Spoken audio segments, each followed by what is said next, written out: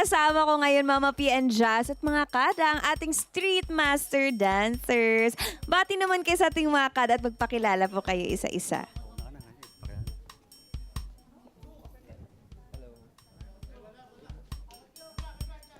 Okay, si Kuya. Hello. Ayun. Okay. Pakilala po kayo, Kuya, isa-isa. Good morning po. My name is Kenneth. Good morning, my name is Elmer. Good morning po. My name is Johnny Miranda po. I'm Alex Abinado. I'm Aldrin po. I'm Harvey po. I'm Kenneth Basa po. Hello, Street Master. Kwentuhan nyo naman kami, konti, kung paano nabuo yung grupo ninyo. Okay, so yung grupo po talaga namin, nagsimula kami since high school. Way back 2004.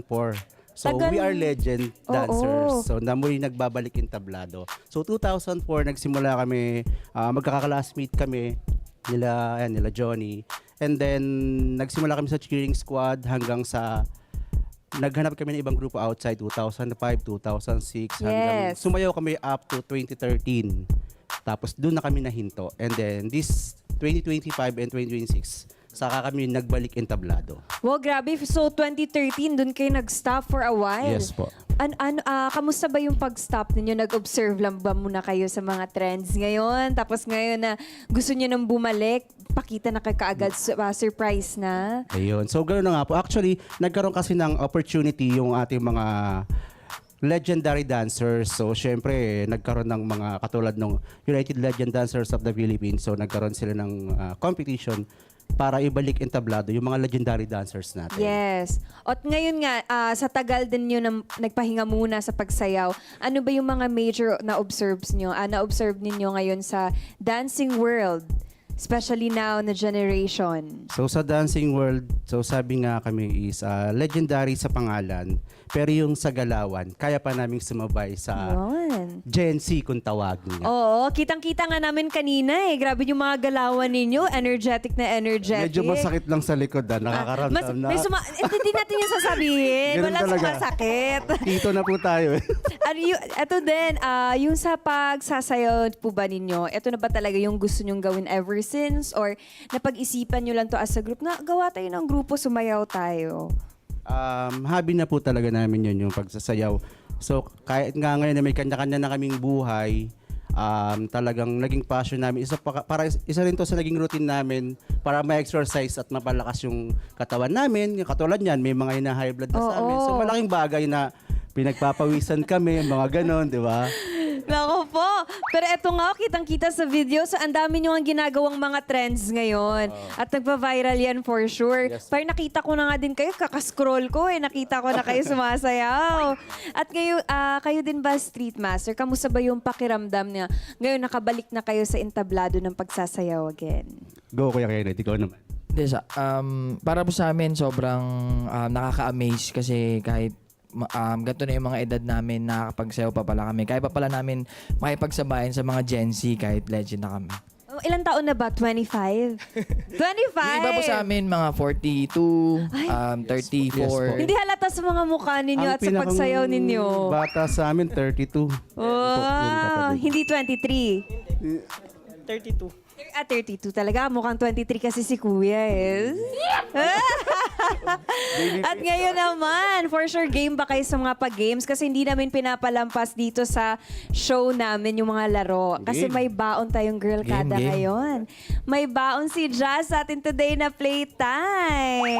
Yes, hello, Street Masters. Are you ready for our game today, our game challenge? Yes. For sure, you have this one. So, for our playtime, gusto namin makita ang inyong mga pitik. So, kaya naman gagawin ninyo ang pitik dance challenge na usong-usong na yon. Ang makakuha ng tamang pitik, syempre siya panalo. Hoy. So, how to do this dance? Let's watch this.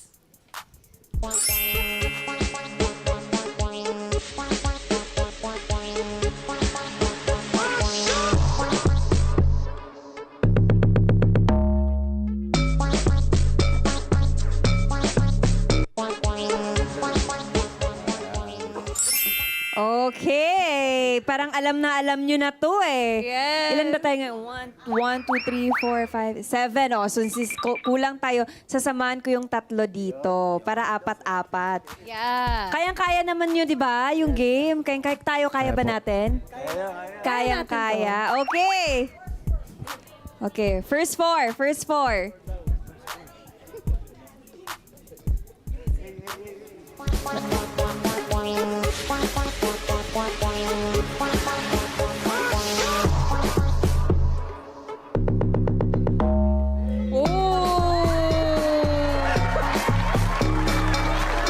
Teka lang. Kala nyo kayo lang. Hindi kami papatalo. Syempre, dito tayo. Tara. Tayo naman. Sabi niya, ready to fight.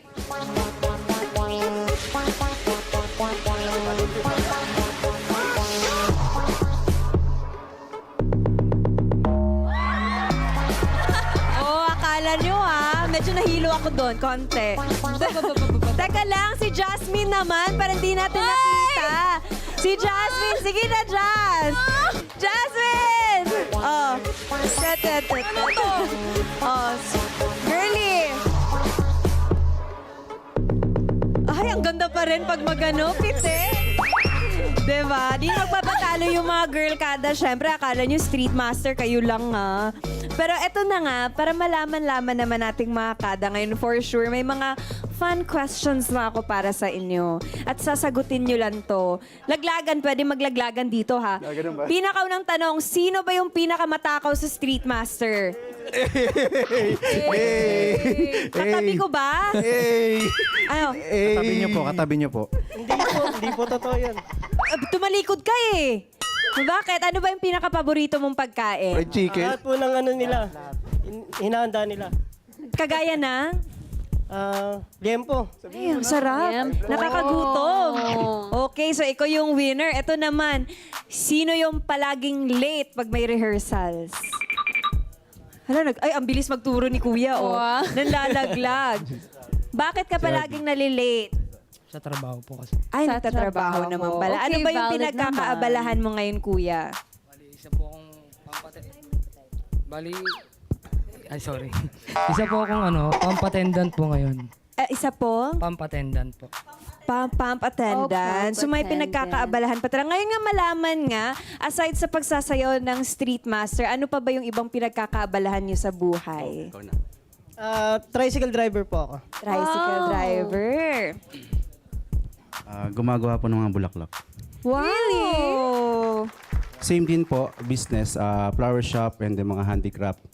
Oh, wow. I love that. Fitness coach po. Uy, wow. Fitness coach.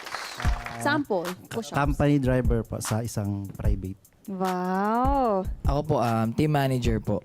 Grabe, so busy din talaga kayo lahat. Paano nyo ba nababalance yung time nyo na may mga work kayo outside? Tapos ngayon, syempre, Training. bumalik kayo sa pagsasayaw. Yeah. Yun lang po.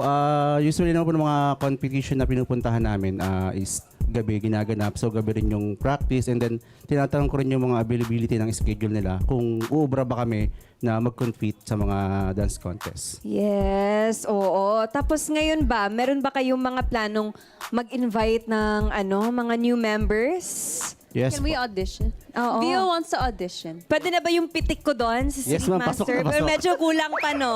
Pasok na. Yes. Meron pa kayong mga hinahanap ngayon ng mga new members? Plano ba? Yung Street Master po is open for new members.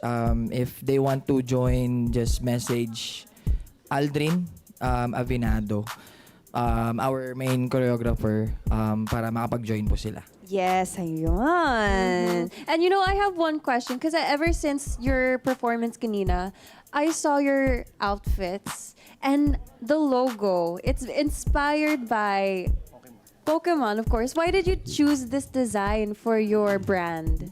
Yes, sorry. Kaya po ito yung naging bago naming logo kasi meron po kaming ilalabas na new concept with the Pokemon concept po yung gagawin namin. Wow. So nauna lang po yung costume. Nauna lang po yung So, costume. na yung costume. There's copyright. Masipag po yung taga-tahi ng costume namin, si Sir Ron Montes. But that's a good thing kasi now, na-showcase Shoutout po. nyo sa ating show sa kada umaga. Yes. Well, I love it.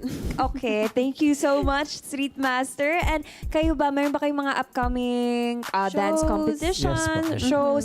It's your time now na sabihin sa ating mga kada. Good morning. Ini-invite po namin kayo sa upcoming guest po namin sa Amana Water Park this coming April 5, Sunday, and may mga dance contest po kami. Yes, April 11 sa Balintawak, April 18 Antipolo, April 24 Binangonan and Marikina. So ayun, hindi kami masyadong busy sa schedule. Grabe ha, punong-puno yung mga schedule ninyo ha.